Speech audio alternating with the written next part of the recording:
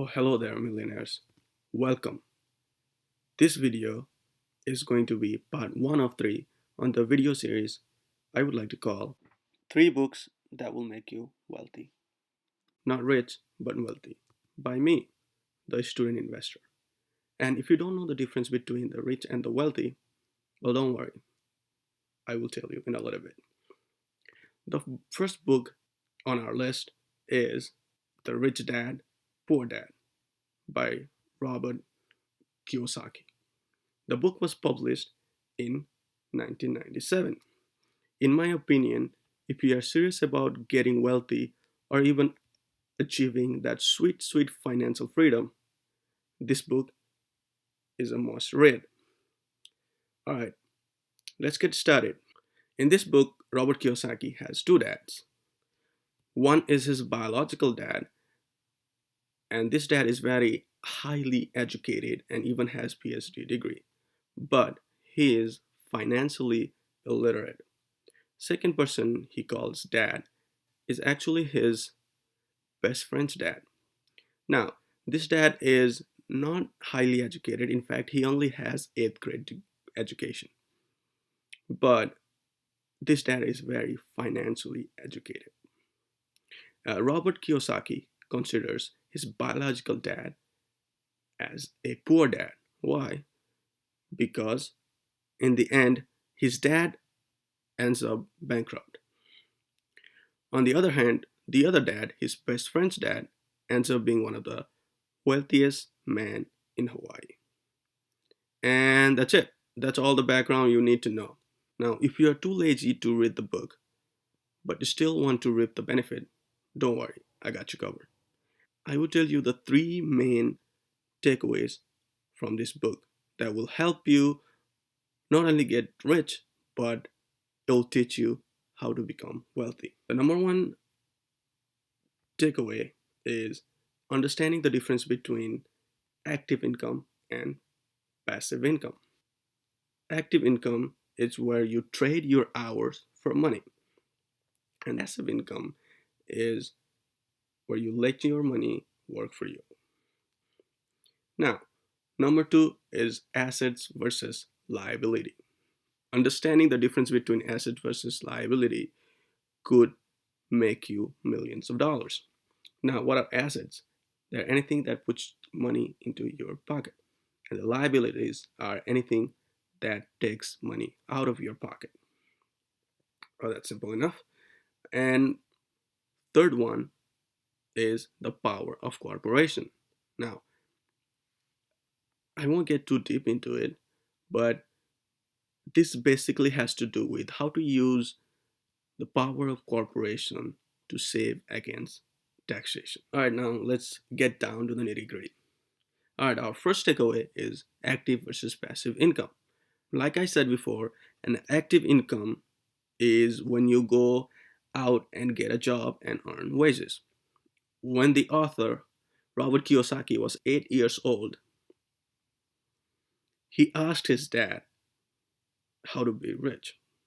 And his biological dad replied, stay in school, get good grades, get a good job.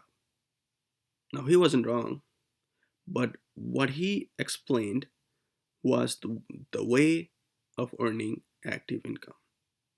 And don't get me wrong, it's totally valid advice.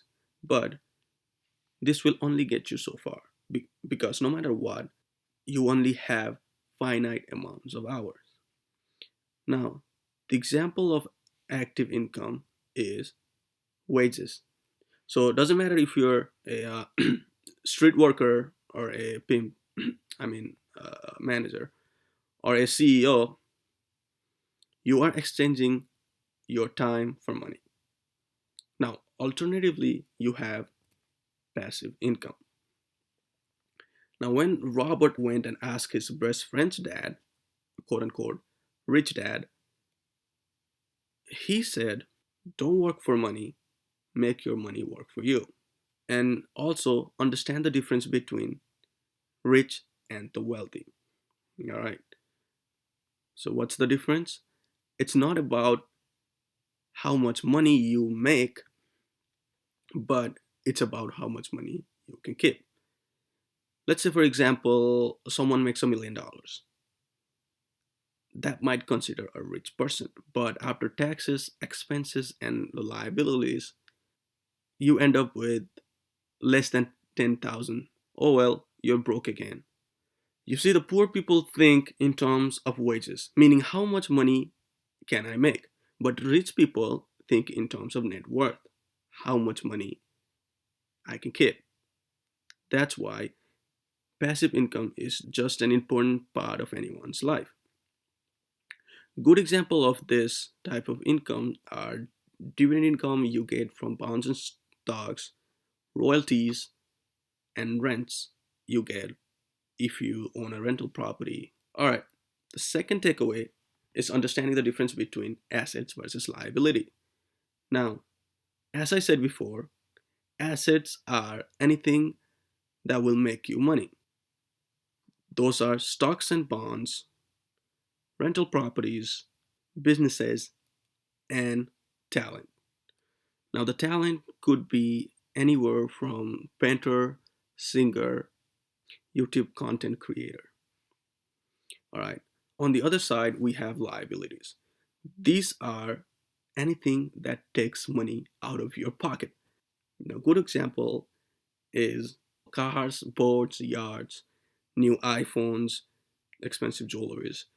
And new one we have nowadays is subscription.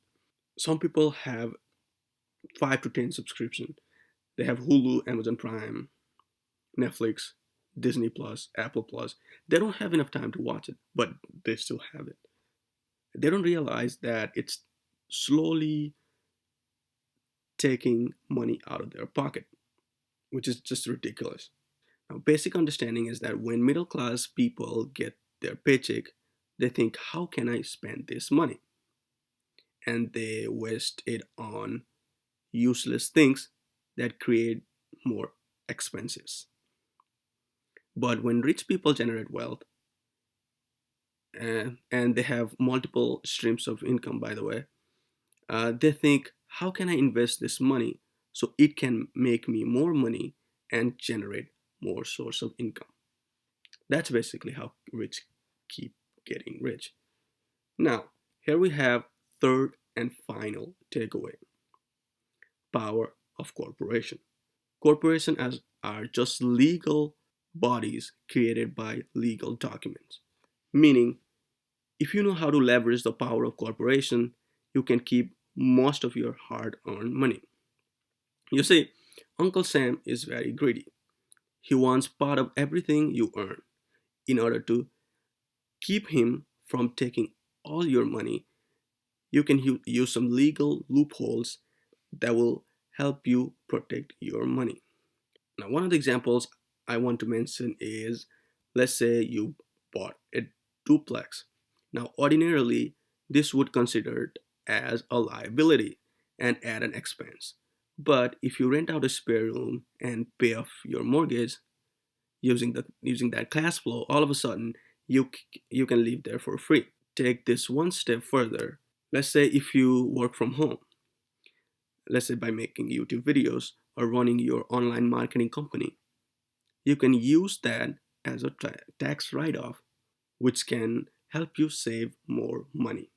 Congratulations, you almost made it to the end.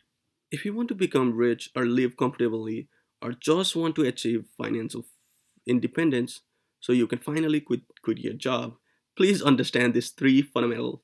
Number one, learn how you can make your money work for you, aka passive income. Number two, invest in assets rather than wasting money on liabilities. Number three, it's not about how much money you can make, it's all about how much money you can keep. And that's it. You're done. Thank you for watching till the end. And if you want to read this book, I'll leave a link in the description below. Next week, I'm going to be talking about The Intelligent Investor by Benjamin Graham. What can I tell you about this book? It's by far the best book on investment ever written. And that's not my word, that's a direct quote from Warren Buffett. So if you want to learn key takeaways. Come back next week. Until next time, bye.